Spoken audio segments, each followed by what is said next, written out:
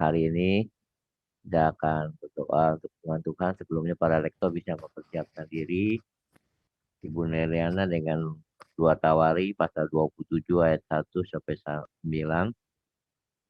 Ibu Salma belum dibuka mic-nya. Nanti Pak Kayang bisa bantu mempersiapkan diri di 1 Yohanes pasal 4 ayat 1 sampai 21. Silakan Ibu Neliana bisa mempersiapkan diri. Kita akan berdoa untuk firman Tuhan.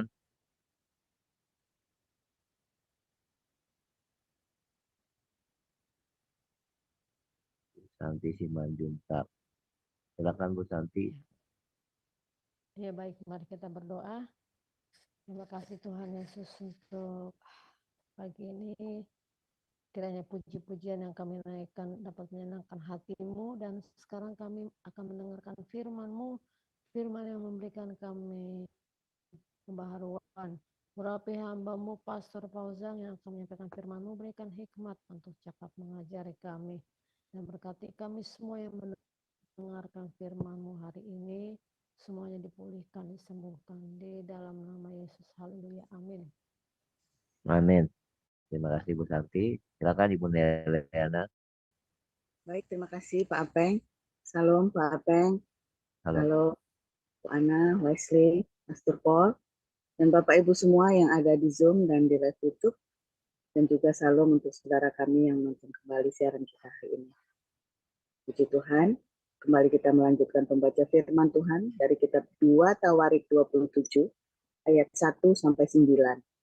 Demikian firman Tuhan.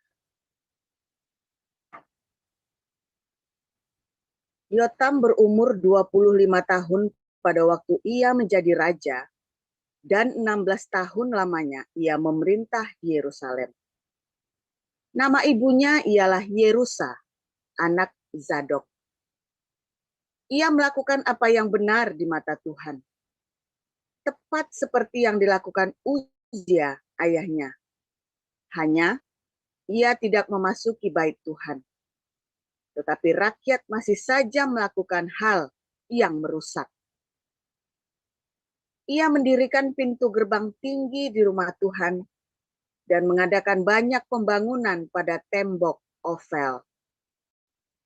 Ia mendirikan juga kota-kota di pegunungan Yehuda dan benteng-benteng serta menara-menara di hutan-hutan.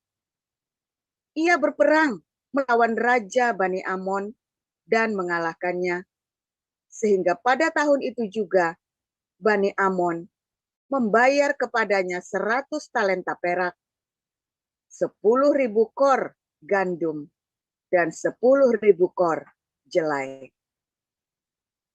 Juga pada tahun kedua dan ketiga, Bani Amon membawa upeti itu kepadanya. Yotam menjadi kuat karena ia mengarahkan hidupnya kepada Tuhan Allahnya. Selebihnya dari riwayat Yotam, segala peperangan dan tingkah langkahnya, sesungguhnya semuanya itu tertulis dalam kitab Raja-Raja Israel dan Yehuda. Ia berumur 25 tahun pada waktu ia menjadi raja, dan 16 tahun lamanya ia memerintah di Yerusalem. Kemudian Yotam mendapat perhentian bersama-sama nenek moyangnya, dan ia dikuburkan di kota Daud. Maka Ahaz, anaknya, menjadi raja menggantikan dia. Demikian. Iya. Pak Kayang bisa bantu untuk membacaan firman Tuhan, Pak Kayang? Di dalam apa? 1 Yohanes. 1 Yohanes pasal 4. Ya. 1 Yohanes pasal 4. Iya. Roh Allah dan roh antikristus. Saudara-saudaraku yang kekasih, janganlah percaya akan setiap roh, tetapi ujilah roh-roh itu, apakah mereka berasal dari Allah. Sebab banyak nabi-nabi palsu yang muncul dan pergi ke seluruh dunia. Demikianlah kita mengenal roh Allah. Setiap roh yang mengaku bahwa Yesus Kristus telah datang sebagai manusia berasal dari Allah. Dan setiap roh yang tidak mengakui Yesus tidak berasal dari Allah. Roh itu adalah roh antikristus, dan tentang dia telah kamu dengar bahwa ia akan datang, dan sekarang ini ia sudah ada di dalam dunia. Kamu berasal dari Allah, anak-anakku, dan kamu telah mengalahkan nabi-nabi palsu itu. Sebab roh yang ada di dalam kamu lebih besar daripada roh yang ada di dalam dunia. Mereka berasal dari dunia.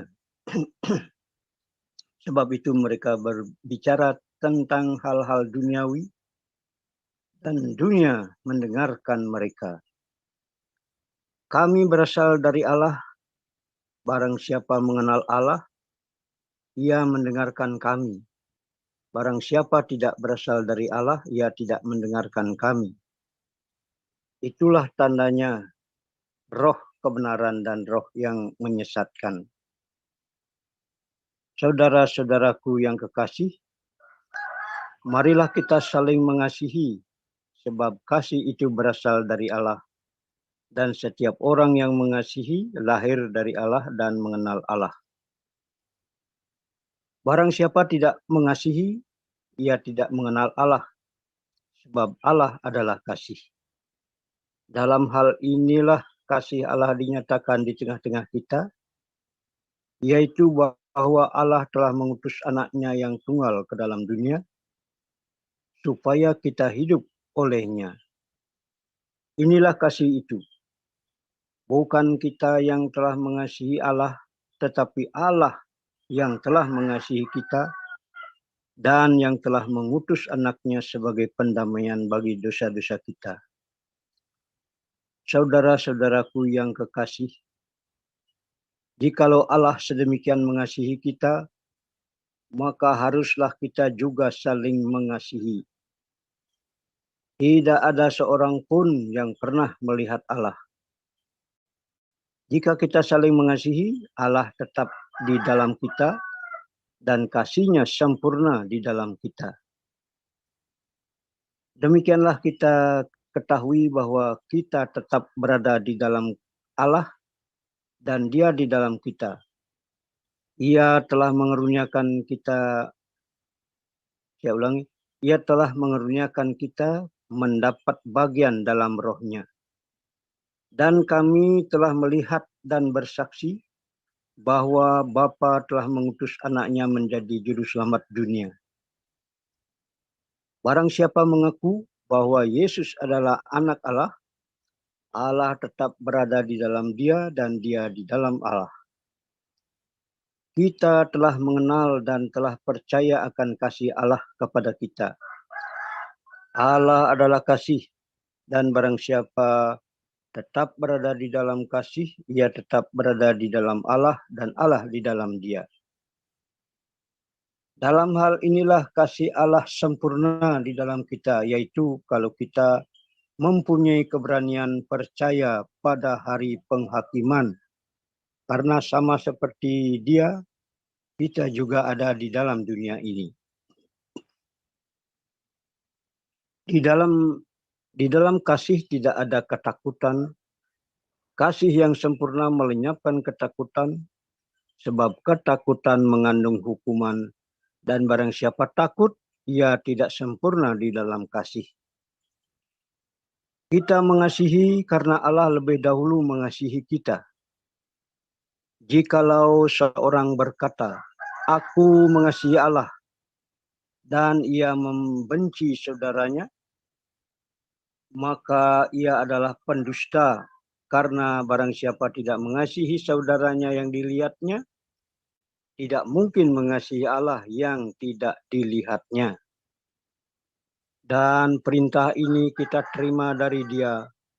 Barang siapa mengasihi Allah, ia harus juga mengasihi saudaranya. Demikian, Pak. Terima kasih. untuk para lektor, Ibu Neliana dan Pak Kayan.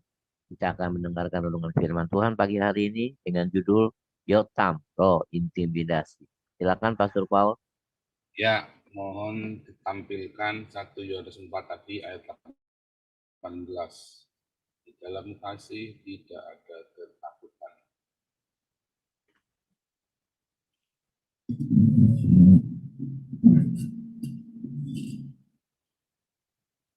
Ya, saudara, luar biasa saudara ya.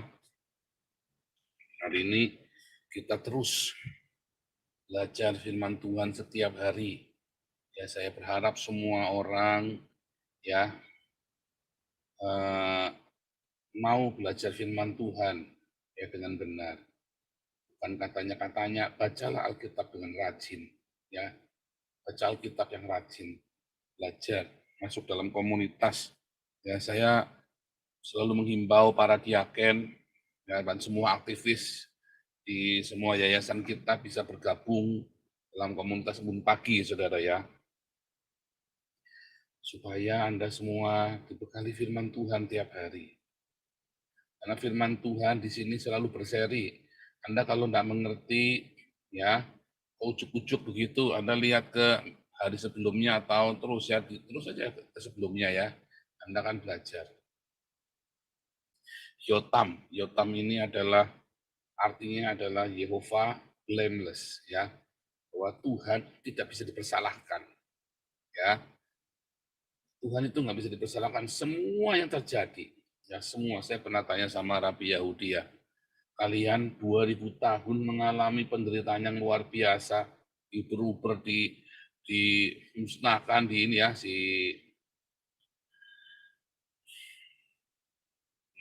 namanya Ruben ya. Dia seorang Rabi Yahudi, Ruben namanya ya. Saya tanya sama, kebetulan dia ikut belajar sama saya. Ya, jadi dia sama-sama dengan saya ya. Tapi dia Rabi Yahudi. Saya tanya sama Ruben, kamu mengalami begitu gimana? Si Ruben ini bilang, enggak, kita menyalahkan diri kita sendiri. Itu bukan salah Tuhan, salah kita sendiri. Dia bilang begitu. Saya kaget, saudara ya. Nah, itu saudara ya, itu bukan salah Tuhan. 2000 tahun mereka dibuang, dikucilkan, dibunuh, rundak-aduk-aduk. Anda bayangin betapa pahitnya orang-orang Yahudi ini ya. Nggak ada angin, nggak ada hujan, orang Yahudi ini bisa tiba-tiba dibunuh, dibantai, saudara. Orang-orang Tionghoa ini yang di Indonesia masih mending. Ya. Kalian orang Tionghoa di Indonesia itu masih mending. Ini orang Yahudi 2000, dia pindah kemana, lagi enak-enak, makanya mereka orang-orang Yahudi selalu siap sedia bawa ya koper. Mereka nggak pernah stay mapan gitu. Mereka selalu siap untuk sekonyong-konyong pergi, saudara. Mereka selalu standby. Bisa sekonyong-konyong ya, lagi enak, lagi damai, tiba-tiba mengalami aniaya tuh. Ya. Tapi mereka berkata, ya, Adonai Tam, gitu ya. Kita nggak bisa menyalahkan Yotam itu ya. Kita nggak bisa menyalahkan Adonai. Itu salah kita, dia bilang ya. Itu salah kita. Mengapa bait suci runtuh? Itu salah kita. Mengapa kamu dibuang? Itu salah kita. Semua salah kita. Anda lihat ya, Yotam tadi ya. Dia hidup benar sama Tuhan. Tetapi dia tidak menyingkirkan bukit pengorbanan. Mengapa dia tidak singkirkan bukit? Karena dari situlah segala informasi dia dapat. Karena dari situlah dia bisa kompromi ya dengan para pemberontak-pemberontak. Dia bisa dapat banyak informasi, dia bisa kompromi. Makanya dia biarkan bukit pengorbanan penyembahan berhala ini. Karena di situlah pusat informasi. Ya. Mereka mendapatkan banyak sekali informasi, mereka bertukar SP itu ya, bertukar intelijen di bukit-bukit pengorbanan ini, saudara. Makanya dia biarkan, karena dia nggak pede, dia nggak percaya diri, nggak confidence. Dia takut menyinggung nanti ada orang lain. Ya, takut nanti ada yang tersinggung. Takut nanti ada yang tersinggung, nanti dia juga nggak aman, takut dibunuh, takut. Banyak ketakutan. Berapa banyak Anda orang Kristen, sudah hidupnya benar, ya, tapi Anda takut. Anda takut mengatakan kebenaran. Anda takut menyatakan cintamu. Jadi diam aja dan nanti ada yang marah. Saya dulu ngajak diakonia ya, sekelompok saya diajak masuk kelompok pendeta-pendeta, ya terus dia bilang, wah nanti gini, nanti begitu, nanti bahaya loh. Kan bagi-bagi makanan kok bahaya. Iya loh, saya mah kita bagi-bagi makanan waktu itu kita 3.000 pak ya. Kita 3.000 pak tiap hari kita nggak ada masalah tuh.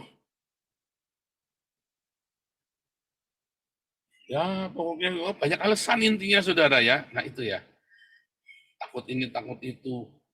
Roh intimidasi saudara. Makanya ya Anda ketemu saya hari ini saya tabrak semua tembok-tembok ketakutan itu, maka ada yang senang. Lalu Anda bergabung. Mumpung lokomotifnya lagi banter, Anda orang cerdas. Anda orang berhikmat. Mumpung ini lokomotifnya lagi banter. Anda langsung lompat ya dalam gerbong-gerbong kami, hajar terus saudara, tabrak terus. Tapi ada yang ketakutan, wah disumpah serapah lokomotifnya dilemparin pakai botol, pakai telur busuk, pakai apa ya saudara ya. Takut, mereka sendiri tidak ngapa-ngapain, mereka prefer untuk takut saudara. Mereka memilih untuk takut. Ya gereja-gereja ini ya, gereja-gereja ini kan memilih untuk takut. YouTubers memilih untuk takut saudara. Ketika ada yang orang berani mereka marah, iya kan? Saya pernah cerita nggak ya?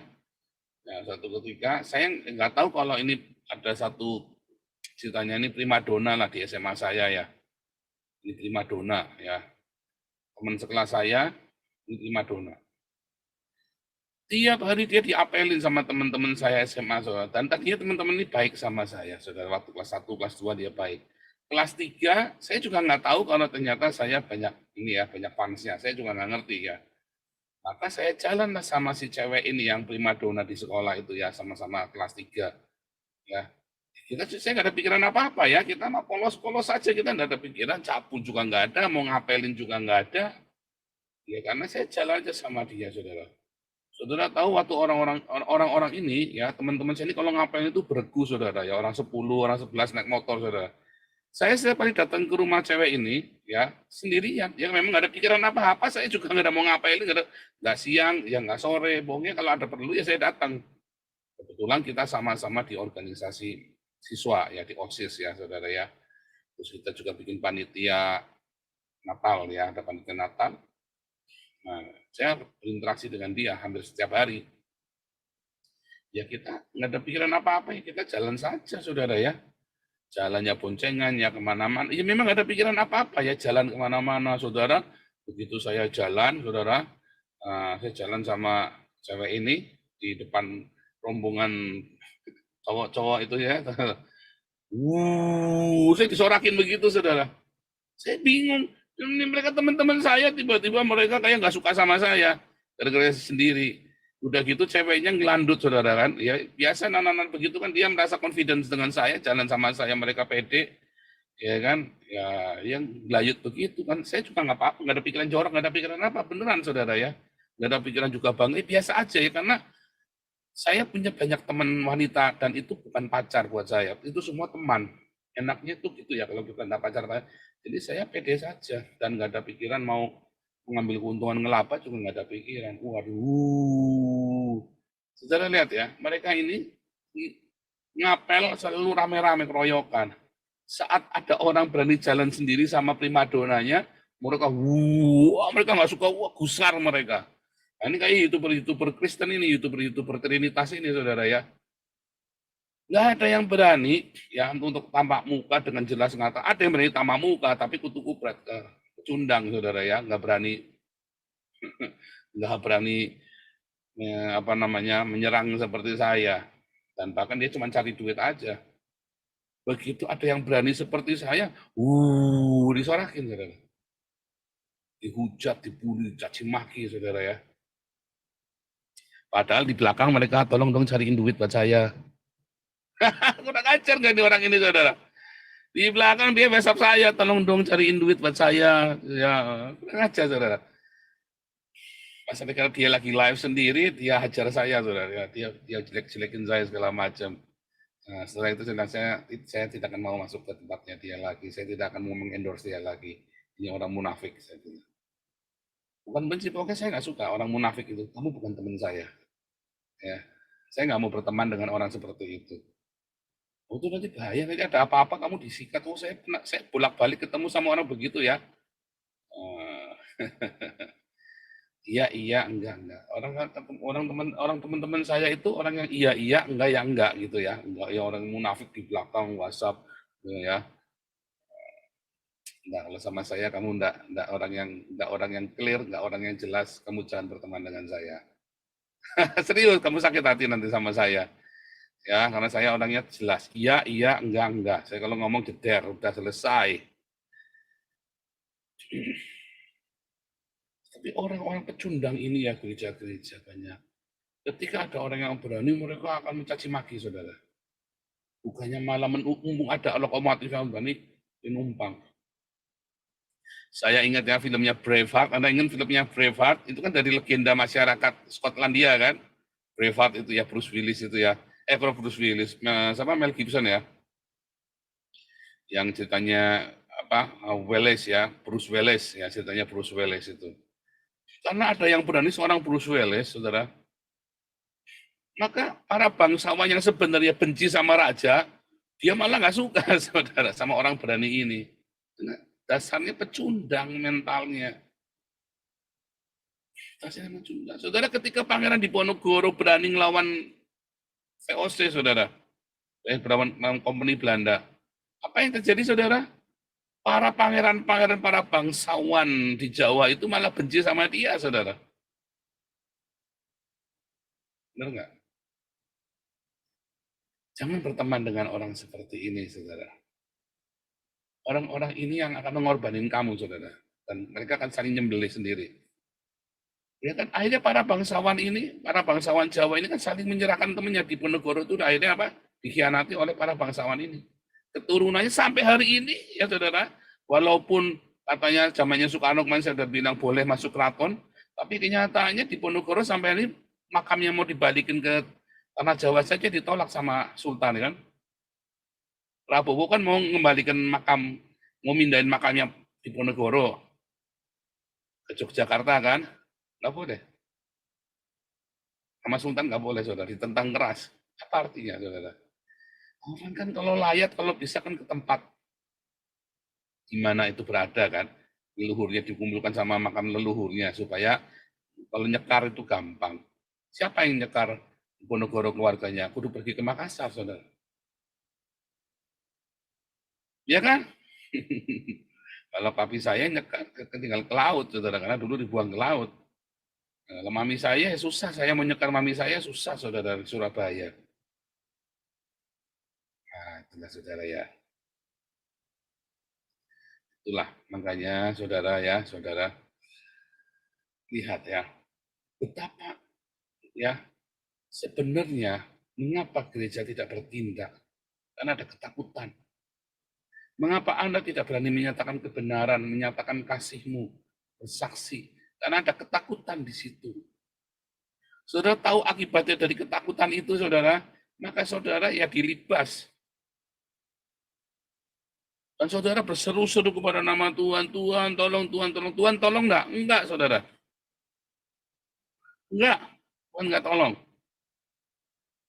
Kamu tidak akan kena kutuk, tetapi kamu akan ditindas. Dan kena kutuk, Anda sekarang nyatanya tetap bisa jalan baik semua ya, gereja tetap bisa beribadah. Tetapi selalu ada nanti gereja sana dibom, gereja sini dibakar, gereja sana ditutup.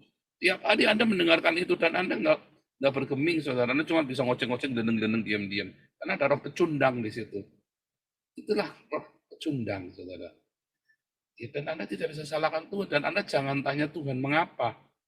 Dan jangan menyalahkan orang Islam, jangan menyalahkan pemerintah. Kamu yang salah, kenapa kamu tidak bertindak? Kamu tidak punya cinta. Ya. Karena kamu tidak punya cinta di hatimu, saudara. Ketika ada orang yang punya cinta yang menggelora dan dia bangkit, dikeroyok sama-sama, digebuki, saudara. Dikebukin, saudara, serius.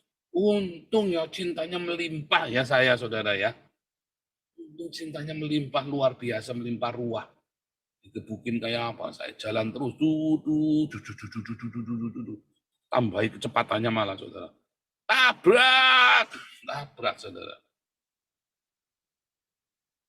Itulah sebabnya Anda jadi pecundang.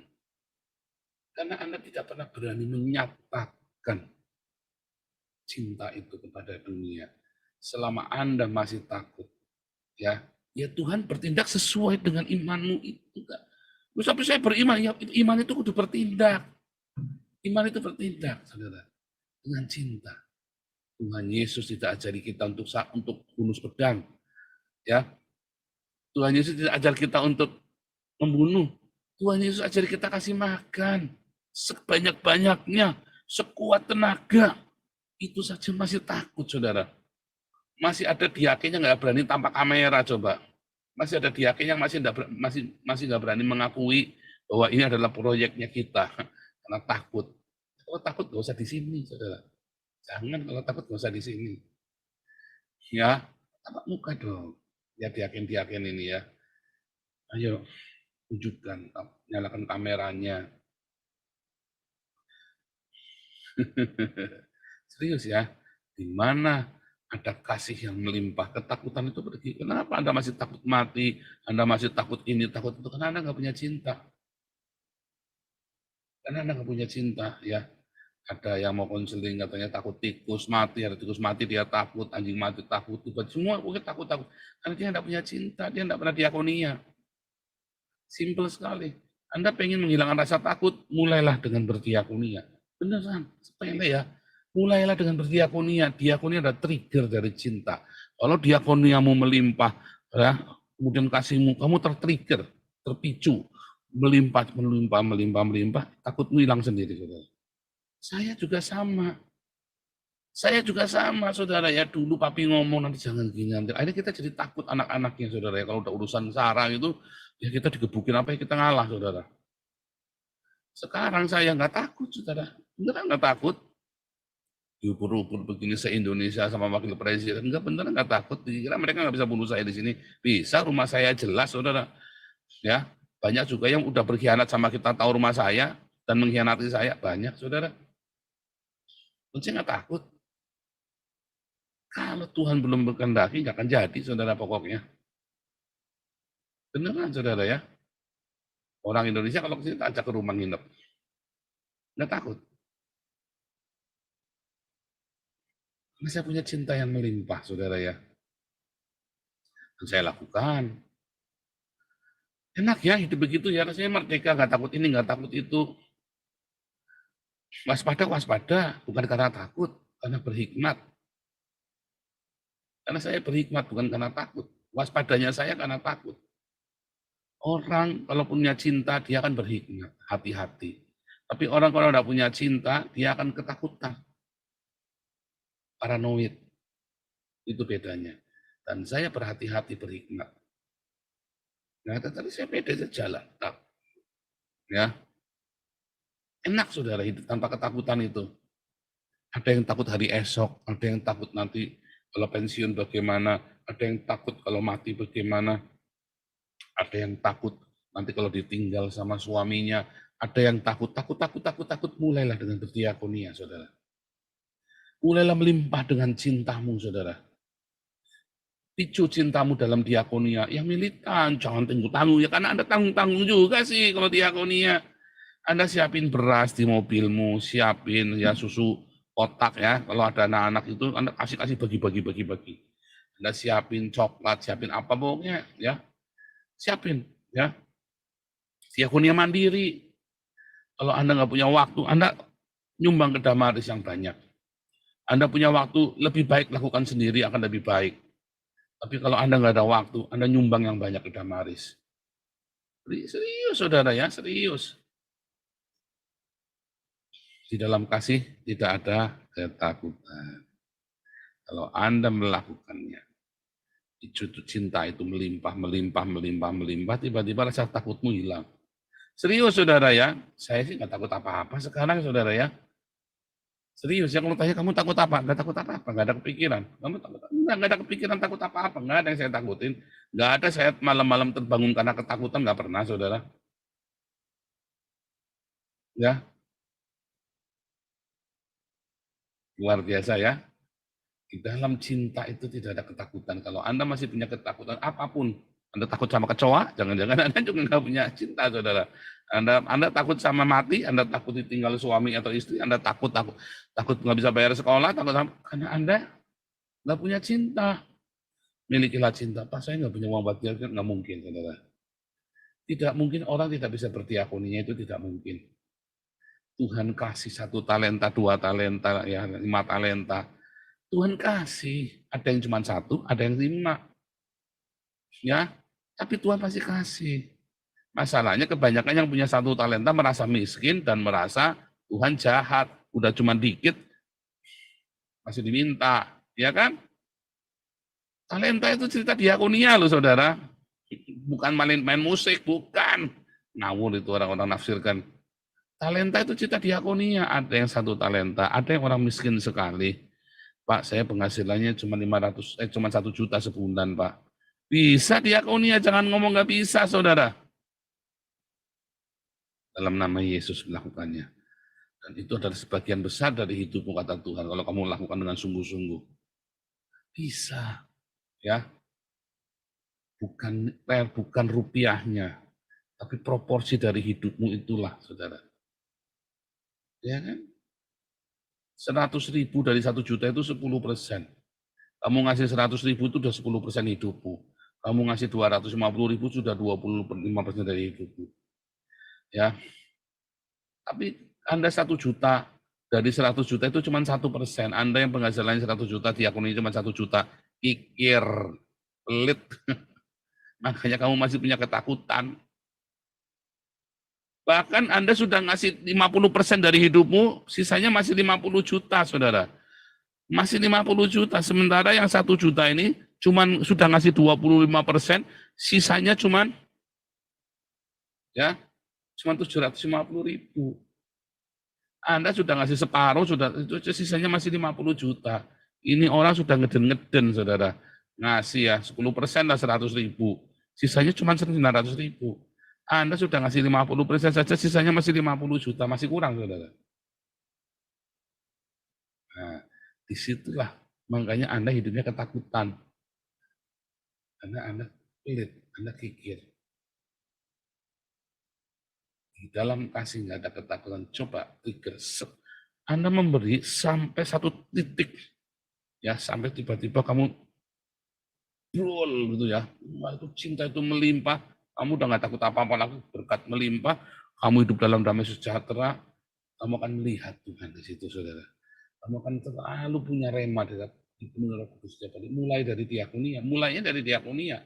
Kemudian mengasihi, mengampuni, memberkati, bersaksi. Bersaksi, bersedekah setiap hari, dan berdoa di dalam ketulusan. Nah, Tuhan Yesus memberkati.